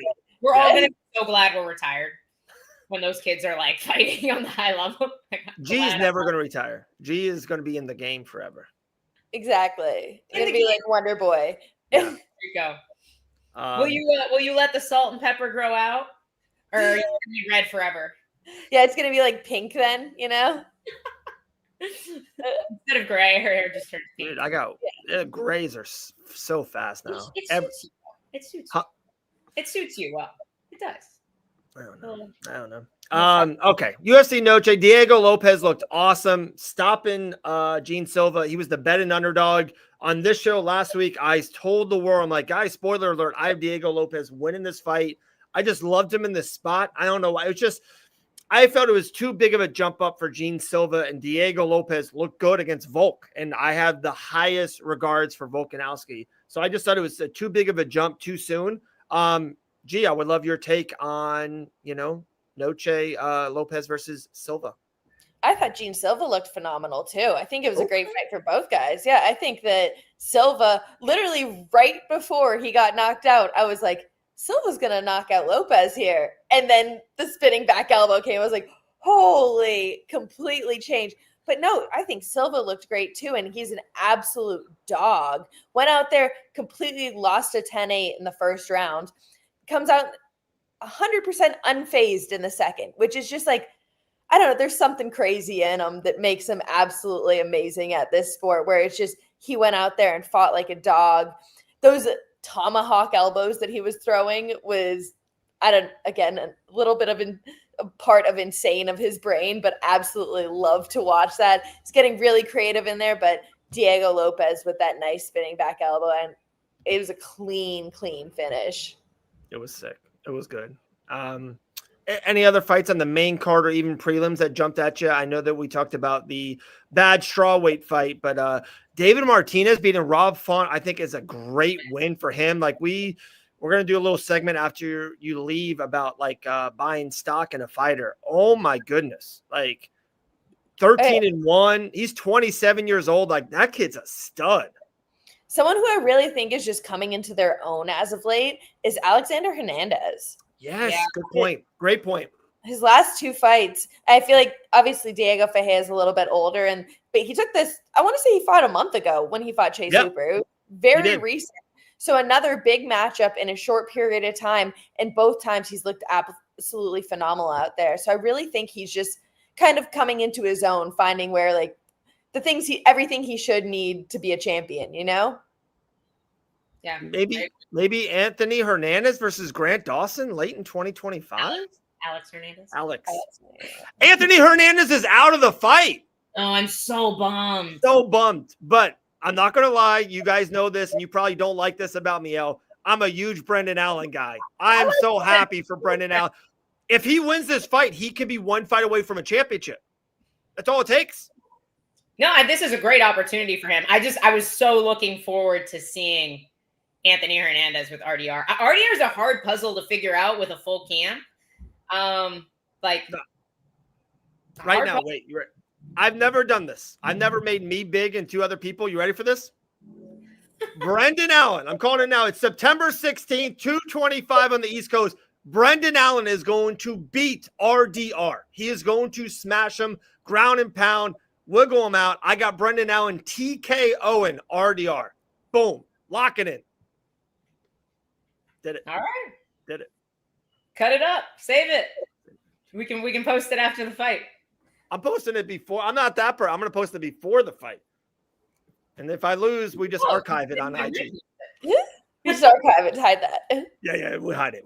But no, I do think it's a good matchup for him. And also, Poatan did this, and I think he went so quick. Like, this is RDR's 5th fight, and it's like 14 months, something pretty absurd. Making that cut, another training camp, not full, not totally rehealing your body, getting away from it. I think it's a lot. I think Brendan Allen's going to come in as an underdog. And I know I'm super biased. It's totally fine. I just think Brendan Allen, if he puts it all together on a special night, he can almost beat anyone in the world. I just think that highly of him. I think Allen's going to get it done. Brendan Allen's a very complete fighter. And you have to be very complete to deal with a guy like RDR, who also is a complete fighter, but is also unorthodox and awkward and weird and strong. Like, he's strong. And I am very interested to see them facing off against each other, because Brendan Allen is a huge dude. And I wonder who will be like the more physical fighter in that. You ever train with Allen, G? Because he's like a Florida guy down south. I trained at the same gym as him once, but it was in Rufasport. It wasn't in Florida at all. Okay. So, I did 2 weeks of a camp up there because Dean was out there working with Tyron Woodley. So, Brendan Allen was with Rufasport at the time. And so I'm like, that was the first time like I met him. I think it was before he was in the UFC even at that point. I think I want to say he was with LFA at the time. It was like very early in my UFC career. It was whenever I fought Veronica Macedo, now Veronica Hardy. Yeah. I'm like, that was like, I want to say my 2nd or 3rd fight in the UFC. So a very long time ago. Talking about Veronica Hardy, do you see her and Hannah with that dog picture? Like, whose dog is that? That's the cutest dog ever. I actually didn't see that yet. It's a good one. Yeah. On your Instagram? Yeah, like Veronica and Hannah collab together on it. And it's like them with a dog. I was like, this is the cutest dog. Here. See? Hannah Goldie's got to have like just the biggest biceps of all time. All time. Like, and some jacked arms. This like Hannah she like gets up, feeds her puppies, jacks up 245 10 times. That is a really looks like a tiny teddy bear. All right. Well, G, you're the best tank top ever. That's insane. There you go. Does it have a banana on it? Boom. Boom. So I've had this forever. I even had it in my car when you were down south for the PFL. Just didn't give it to you. We were just busy, always doing stuff, always thinking of something else. So we went to dinner together, had the shirt in my car, forgot it. I'm like, I got to get you the shirt. Then we were planning on surprising Elle and flying you up to Pensacola. So I'm like, I had this in the envelope, didn't mail it out. I'm like, I might just hand it to you. And didn't happen. So I was like, I'm putting this in the mailbox. Finally get it.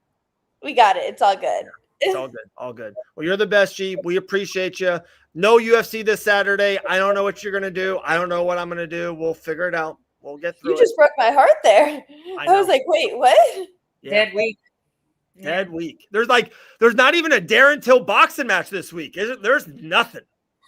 Oh wow. Yeah. Oh. Yeah. We'll FaceTime each other for an hour talking about UFC 300. Crying. I don't know. I'll rewatch UFC Noche.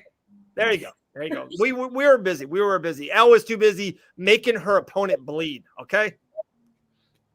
What a savage. All right, G, you're the best. I'll talk to you soon. Always good to see you guys. There you go. Savage time every week on Fight Bananas. What a tank top. Also, I didn't want to pull us back to it, but while we were in the middle of talking to G about other stuff, but I just started thinking about other American fighters. We are missing a lot of great names that could be either fighting for titles by then, or at least number one contenders. That's Sean Brady. Oh, that's a good one. Joe Pyfer could be on that card. Yeah, good one. Very popular, very American, very patriotic, and very, very talented. So I feel like we absolutely have the juice in the American roster to make an insane event. So this is true. I saw this. I cannot wait for this weekend. Women's Rugby World Cup final semis. That's going to be amazing, Jake. Thank you so much. Are you serious? No. All right. Women's rugby? No. Brand new segment of the show. We're going to get a flyer for it very, very soon. Stock up, stock down, or hold your stock. Elle Dawson, are you ready? I'm ready. Wait, hang on. I got to pull up the card so I remember my... Well, you tell me. I need a song. What is this? I'm going to push a button. I'm going to random buttons that you don't know. Push a button.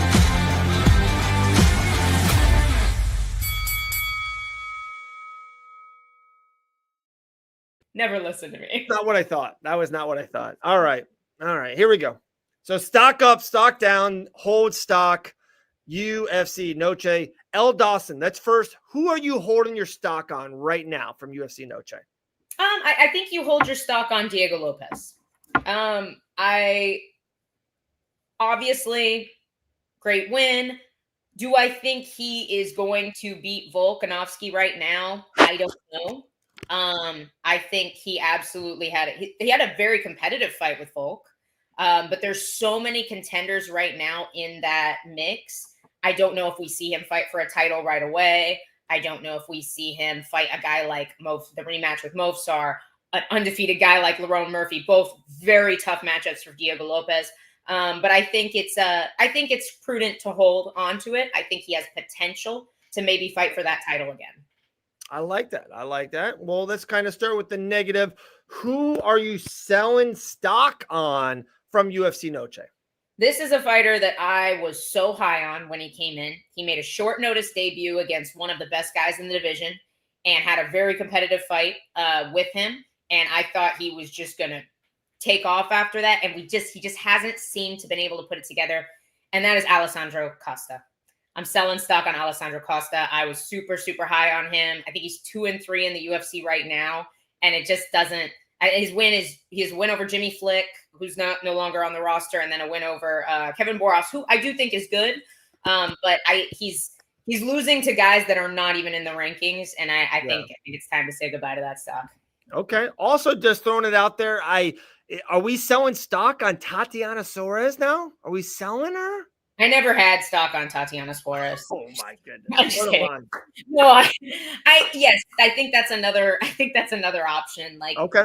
I think her title aspirations have probably passed. Yeah. There's too many young guns coming up. I feel so bad for her because I think she had the potential before that injury. Yeah. And everything she went through with her thyroid and the cancer and her neck and everything. Yeah. She had all the pieces to be a champion. And I worry that maybe that time has passed. So I don't think that's a bad choice either. Sounds good. All right. From UFC Noche, who are you buying more stock on? You're taking out your 401k and you're buying stock in this fighter. Who is it, Elle Dawson? I'm buying stock on David Martinez. Somebody's chat's saying Alex Hernandez. I think Alex Hernandez is a very prudent choice. But David Martinez, we haven't seen that much from him. Rob Font is a staple in this division. He's beat really, really good guys. He has been around for a long time. He's got a great boxing, good takedown defense, good jiu-jitsu. He's a very complete fighter, and he is definitely a stepping stone that almost every guy that ends up getting to the top of the rankings has to go through. And Martinez looked really, really good in this fight. I thought he did. Like, it was a beautiful performance from him. And I feel like we went from a question mark by David Martinez's name to, okay, this guy is he's a stud in this division. And now he's beat a decently high ranked fighter as well. Yeah, I totally agree. That was probably the guy by stock. Yeah, I thought you absolutely killed it. All right. Those were stock options from UFC Noche, a new segment here at the show. I marked it. I'm going to cut that up. That's going to be its own little thing. That would be a really good fight. Wow. I don't, where's he, have you seen the rankings yet? Hang on, let me look. They're out now, but he can't be ranked. Who, Vinicius or? No, David? Martinez. He's not ranked? No way. 2-0 in the UFC. Great win, but it can't be ranked. I mean, he just beat he's ranked number 11. He just beat number 12 or number 11. He's number 11. Yeah, I mean, you beat number 11, you become number 11, whether you only have 3 UFC fights or not. Like, I'm just saying, like, he beat a ranked guy. Like, I don't know why he wouldn't be in the rankings. I was surprised when you said that. I mean, Vinicius is just below Rob Font right now. I don't think that doesn't make sense because David Martinez, like you said, doesn't have a ton of UFC experience. Right around David Martinez right now is Henry Cejudo, Ayman Zahabi. I think Ayman's kind of on a tear. He probably deserves to fight up a little bit. Yeah. I don't know if Cejudo's planning to fight. Is he booked? No, he's not. No booking. That could be interesting. I don't know that that's a great matchup for him, to be honest. I think Vinicius Oliveira makes a lot of sense. I think that's a great one. Shah Dog God. I thought he nailed it. Shah Dog God. Real question. I haven't even read this yet. So, real question. How are y'all so good talking into a camera, knowing people are watching? I would have stage fright. Honestly, I forget that people are watching. I'm just talking to my friend Dave here. Yeah, dude. We love MMA. We love talking to each other. We talked for an hour on the phone yesterday. I had no idea it was out. After I hung up, I was like, that was an hour and 4 minutes. I did the same thing. I feel like we know you guys, like I think a good reason why we're able to have like this kind of discussion is because you guys are so awesome. Like, we feel like we know everybody in the comment section, even though we haven't met you guys. So we appreciate y'all. It's a family here. Not today, but maybe one day this week or maybe next week. There's no UFC, so maybe over the weekend. Ooh, a little card break. I think a little card break. We haven't seen Grant Dawson's mug on this channel in a month or so. We might have to do a Dawson Van Auken card break. So we might have to do that. We're going to do one last thing, guys, and then we're going to run. We had a couple different people at this time, 2:30, and just didn't come through. Like I said, I thought we done Noche. We did Canelo and stuff. But there's one more thing I want to bring up. I know Elle definitely wants to talk about it. So she's the queen. Let's do that. Let's talk about Mosarf, guys. This has been with Diego Lopez winning and Gene Silva losing and Volkanovski not being booked. There's just a lot of it's going to be Laurent Murphy. Aljamain Sterling's really throwing himself into the mix. There's a lot of moving parts here in this division. No clear-cut number one contender. Because I do feel if you named one of these guys, the other guy, there is a little bit of a grief for someone else. So, but Mosarf's been talking. I love that for him, to be brutally honest. I think he really needs to get himself out there. I would love to get him on the show as soon as possible. I love talking to him. One of the best fighters on the planet. But, Elle, what do you think about Mosarf, and what do you think of his chances fighting for a world championship? I think there are clear contenders right now. I disagree. I think there's 2. I think the clear contenders are Movsar Evloev and Laurent Murphy. I love Aljamain Sterling. I'm a huge fan of him. He was one of the greatest bantamweights to ever walk this planet. However, he is 2-2 at featherweight. 2-2 in his last 4. He's 2-1 at featherweight. Yeah. However, and I think he just needs a little bit more established. If Movsar and Laurent Murphy were not in the picture, Aljo becomes a contender here because he was a former champion. He shouldn't have to take as long of a path to the title, and he was a dominant champion too for quite some time. I think, but because Movsar and Lerone Murphy have never lost in this division, never lost in the UFC, I think it's really, really hard to skip over them and give that shot to Aljo right now. I think Aljo absolutely is close, though. I think you have to go between Movsar and Lerone Murphy right now. And Movsar has the better resume overall. Yep. Arnold Allen, great win. Aljamain Sterling, great win. Diego Lopez, great win. Like, he definitely has the stronger resume, to no fault of Lerone Murphy. Lerone Murphy's just taking the fights that are coming his way. And I think, like, he had this incredible moment over Aaron Pico. Aaron Pico is the world's biggest question mark in the UFC. How many wins does he have in the UFC? We have absolutely no idea where Aaron Pico is going to fit into the conversation in the UFC. He could go 0-3. He was looking really good before he got spinning back elbowed in the face. So I don't think that's the case. I think Pico is going to win fights in the UFC, and I think he's going to have some really good wins. I really do. I just think Murphy's that good. However, we could be wrong. We don't really know where Pico stacks up yet. And so it's hard to give that win so much stock at this point in time. I think Movsar is the clear winner when it comes to who deserves a title shot right now. I really do. I think the same thing with like Diego's win over Diego's win over Lopez. Diego's win over Silva. I think Silva got pushed a little bit too fast, you know? Yeah. Somebody was asking in the comments, should he still be ranked number 10? I think he should. I think that's absolutely fair. Bryce Mitchell was a highly ranked featherweight for a while. Whether we like him or not, he was highly ranked for a while and had some very good wins at featherweight. So I think that win still keeps him in the conversation until maybe if he loses to like an Arnold Allen or a Steve Garcia, which is a fight I would really like to see. That's the match I would make, Garcia and Silva. Let's go. Agree. I think then you can bump him down a little bit. But I think as of right now, Movsar is the most deserving. I understand you pull out of a big fight because you get injured. Like we were talking about earlier, the UFC needs no one right now. They can put on absolutely incredible cards no matter who is fighting and who is healthy. So that does put Movsar in a tough position. I still think he's the most deserving. We'll see who actually ends up with this title shot, but I'm happy to see him, barking, asking for fights, saying he doesn't care if it's a title shot. He doesn't care if it's Murphy. He doesn't care if it's the rematch with Diego. He just wants a fight.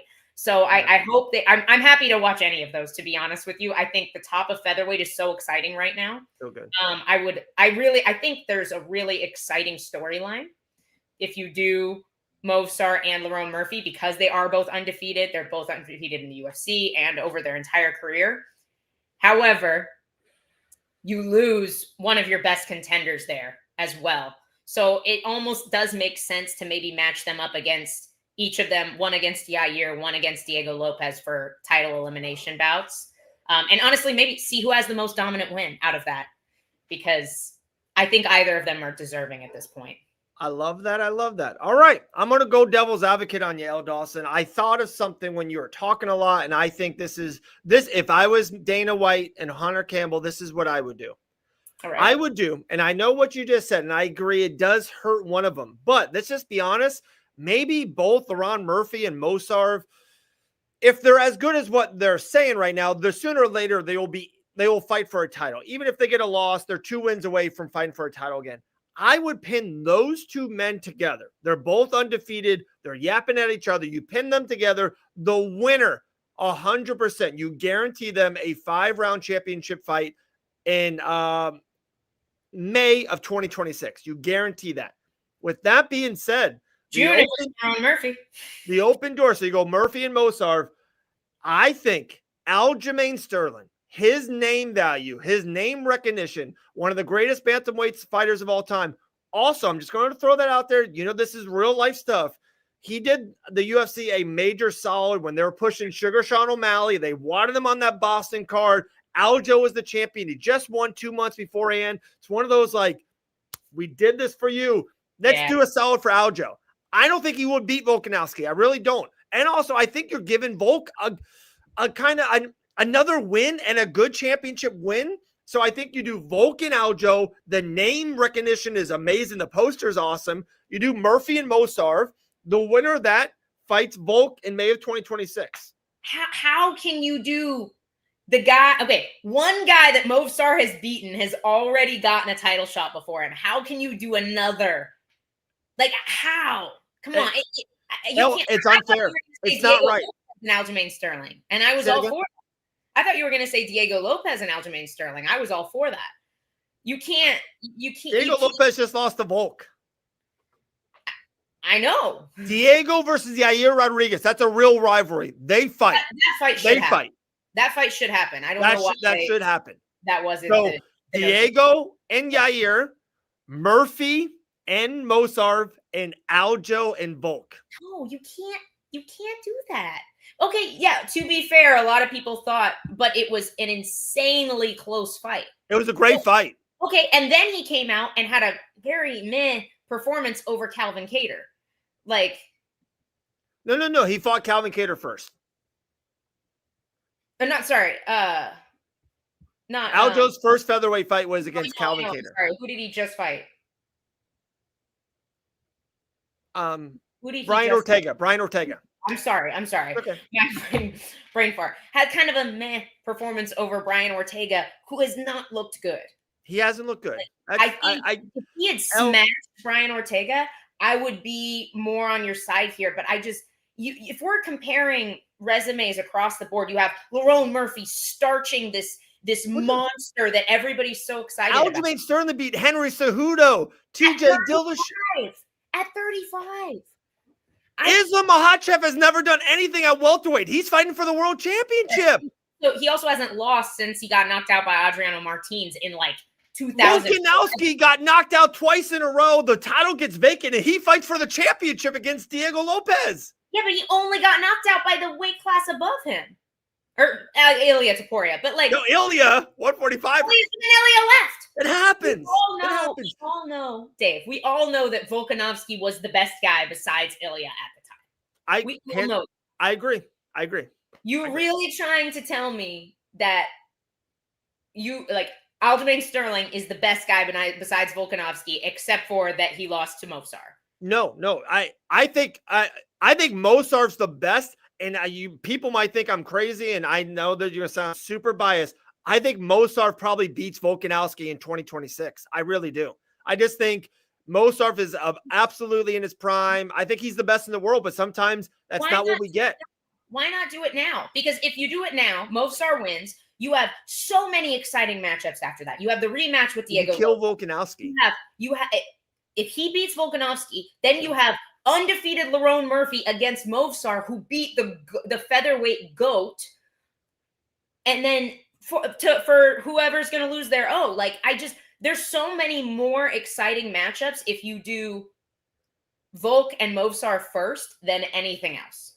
I'm the honest question, and I honestly don't know the answer, and that's why I'm really wanting your take. What's the biggest money fight in the featherweight division? Biggest money fight? Yes, ma'am. It's not Aljo and Volk. He's definitely not. It's honestly probably, I think they're all kind of like right now. Anything with Volk is going to be the best, but I feel like Movsar and Volk or Lerone Murphy and Volk are bigger money right now. Aljo's a great name, and I'm a big fan of him, but I don't think he's like a huge draw. You know? I really like the guy. I do feel like I'm not dogging on Aljamain Sterling. I just dogging on him. You're not. For one, I was just playing devil's advocate. I think Mosarv should have fought for the championship already. So you know where I'm going with this. Secondly, the biggest money fight in the featherweight division is Alexander Volkanovski versus Sugar Sean O'Malley. Move it up. That's the biggest money fight. How good is that fight? Like, no one ever talks about it. It's so wild that these weight classes, like sometimes the featherweight to lightweight to like we talk about them all the time. Why has no one ever said out loud, O'Malley Volkanovski? O'Malley has never really talked about going up that much. Remember against Ilya, he did. Yeah, but I think that was just like smoke because Ilya was so famous. It's like, all right, let's attach ourselves to that.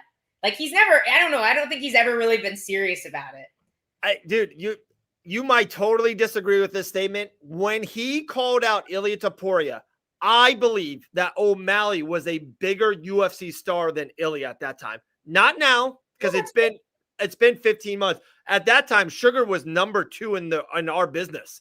I agree. Okay. There you go. All right, guys. What a show. First ever stock options. I just named it right there. Presented by Fight Bananas. We had our girl, Natalie Kutzli. We had Dakota Bush, and we love, dude, he's going to send me his underwear. That's how good friends we are.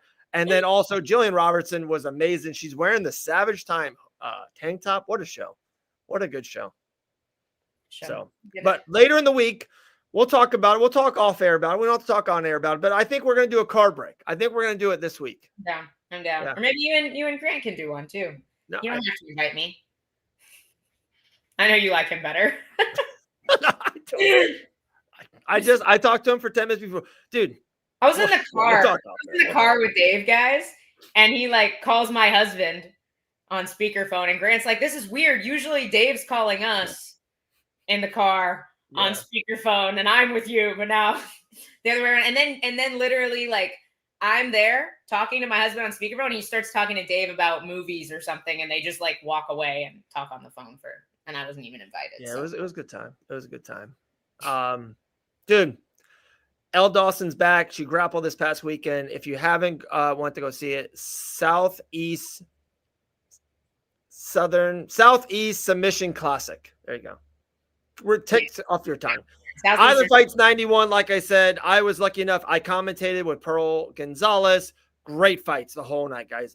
Insane. There was a Muay Thai fight that someone fell out of it was like Derek Lewis. I saw Derek Lewis live. Tyrone Spong's son. Oh. Thank you, Personal Stash. Yeah, it's on YouTube. You guys can watch it anytime you want. Just watch it all night. It was a great show. I thought it was actually one of our better shows, to be brutally honest. I like the stock option. I'm excited to do that. Yeah. Maybe not every week, but I feel like if it's a card it makes sense for, we should do it. Maybe we'll do it every week. Maybe we do like when Dana White does like once a month, he does all those big fight announcements. Maybe we'll do stock options on the fight announcements. I don't know. We'll see. We'll see. Maybe we need to get like a leaderboard going or something on our website, a stock leaderboard. Dude, that actually sounds awesome. That does sound good, guys. From Fight Bananas, look how good this picture is. Look at this for the dream team right here. We love you guys. You're the best. Sub the channel, like the channel. Yeah, guys, Dana White Contender Series tonight. Dude, and it's always good. It's the best show on TV. I loved it. Last week was incredible. Make sure you watch DWCS tonight. Guys, if you can, like the stream. It's a big thing. That thumbs up thing. I don't know if you like it. It just pushes it out more to the world. Can we get 20 likes on this stream? Let's just get 20 likes. Hit the up arrow button. We appreciate it. We'll see everyone next week. We're going to do a card break later on, but nothing else is planned. Nothing this weekend. So enjoy a week off, and we'll be back next Tuesday. Love you guys.